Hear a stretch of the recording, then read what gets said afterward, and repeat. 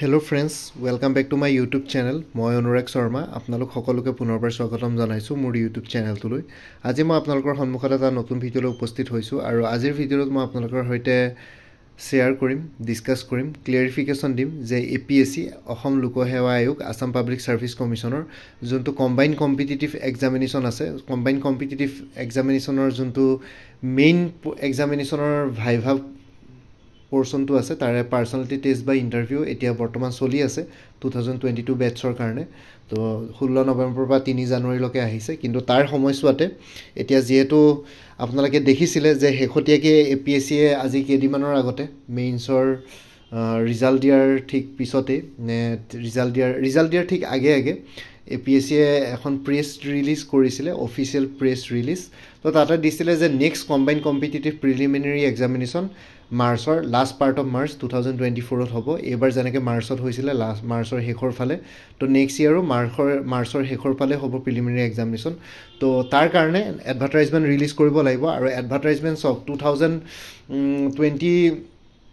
টুত যেতিয়া advertisement release কৰিছিলে 2022 ডিসেম্বৰত কৰিছিলে তাৰ পিছত 2023 এতিয়া কম্বাইন্ড কম্পিটিটিভ প্ৰিলিমিনাৰী এক্সামিনেশন 2022 কাৰণে ৰিক্ৰুটমেন্ট হৈ আছে বৰ্তমান এতিয়ালৈকে ভাইভা চলি আছে আৰু লগতে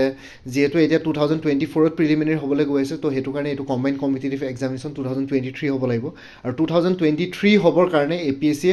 অফিচিয়েল এডভাৰটাইজমেন্ট নতুন কম্বাইন্ড কম্পিটিটিভ এক্সামিনেশনৰ কাৰণে নতুন এডভাৰটাইজমেন্ট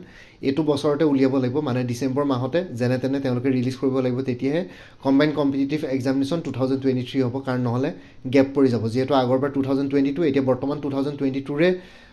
পাৰ্সোনালিটি টেস্ট আৰু ইন্টাৰভিউ হৈ আছে কিন্তু এটা নেক্সট 2023 হ'বৰ কাৰণে এটো বছৰতে এডভাৰটাইজমেন্ট ৰিলিজ কৰিব লাগিব আৰু এটো বছৰতে এডভাৰটাইজমেন্ট ৰিলিজ কৰিবৰ কাৰণে যেহেতু এতিয়ালৈকে ইন্টাৰভিউ সেশন চলি আছে তথাপিতো আগে পিছেও APSC যে গুটেই কম্বাইন্ড কম্পিটিটিভ এক্সামিনেশনৰ পুৰণা প্ৰসেসটো শেষ হোৱাৰ আগতেই এডভাৰটাইজমেন্ট উলিয়াই দিছে তেনেকুৱাকে 2019 বেটছটোৰ লগতো তেনেকুৱা কৰিছিল 2019 ৰ কোভিড আৰু তেনেকুৱা কিবা যেতিয়া অবষ্টাকলছ আহিছিলে মানে যোনবিলাক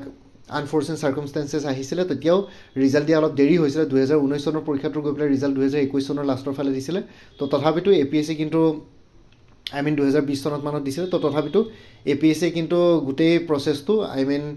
সেছৰ কমপ্লিট হোৱাৰ আগতে মেইনছৰ ৰিজাল্ট দিয়াৰ আগতে নতুন এডভাৰটাইজমেন্ট ৰিলিজ কৰি দিছিলে ঠিক আছে তো এবাৰো আপোনালোকে এক্সপেক্ট কৰিব পাৰে যে এটো মাহৰ লাষ্টৰ ফালে শেষৰ ফালে ডিসেম্বৰৰ ধৰক লাষ্ট উইক বা ডিসেম্বৰ শেষ হ'বলৈ 2-3 দিন মান থাকোতে APSC নতুন এডভাৰটাইজমেন্ট ৰিলিজ কৰি দিব নেক্সট টাইমৰ কাৰণে মানে কম্বাইন্ড কম্পিটিটিভ প্ৰিলিমিনাৰী এক্সামিনেশন 2023 কাৰণে মানে অনলাইন এপ্লিকেশনৰ কাৰণে এডভাৰটাইজমেন্ট উলাই যাব কোনটো ক্যাটাগৰী কিমান পোষ্ট থাকিব আৰু মই আগতেও মোৰ ভিডিওছ বিলাকত জনাইছিলো যে APSC এবাৰ যেহেতু সাব ডিস্ট্ৰিক্ট হৈছে বহুতখিনি 1 জানুৱাৰী 2024 পৰা ইফেক্টিভ হ'ব তো সাব ডিস্ট্ৰিক্টৰ কাৰণে বহুতখিনি আসাম সিভিল সাৰ্ভিস কেডাৰ আৰু ভ্যাকেন্সিজ আহিব আৰু তেনেকুৱা ধৰণৰ অন্যান্য ভ্যাকেন্সিজ আহিব প্ৰথমতেতো ভাবিছিলো 500 মান ভ্যাকেন্সিজ ওলাব বুলি কিন্তু এতিয়া বৰ্তমান যি দেখিছো 200 to 300 ৰ ভ্যাকেন্সিজ থাকিব লাগে মই যিমানখিনি সোৰ্সেছৰ পৰা গম পাইছো তো এতিয়ালৈকে ক'ব নোৱাৰি যে হেতু সোৰ্সেছ যে সঠিক হ'বই লাগিব তো হেতু কাৰণে হেকু তেনেকুৱা ধৰণৰ ক্লিয়াৰিফিকেশন নাই কিন্তু এডভাৰটাইজমেন্ট নটিফিকেশন আপোনালোকে ডিসেম্বৰ 2023 তে পাই যাব শেষৰ ফালে হলেও আৰু লগতে প্ৰিলিমিনাৰী মাৰ্চত 2024 মাৰ্চত প্ৰেছ ৰিলিজৰ মতে অফিচিয়েলি 2024 মাৰ্চৰ শেষৰ ফালে হ'ব বুলি কৈছিলে লাষ্ট পাৰ্ট অফ মাৰ্চ 2024 তো হেতু মতে হ'ব লাগে আৰু লগতে এডভাৰটাইজমেন্ট এটো মাহৰ ভিতৰতে পাই যাব আৰু মেবি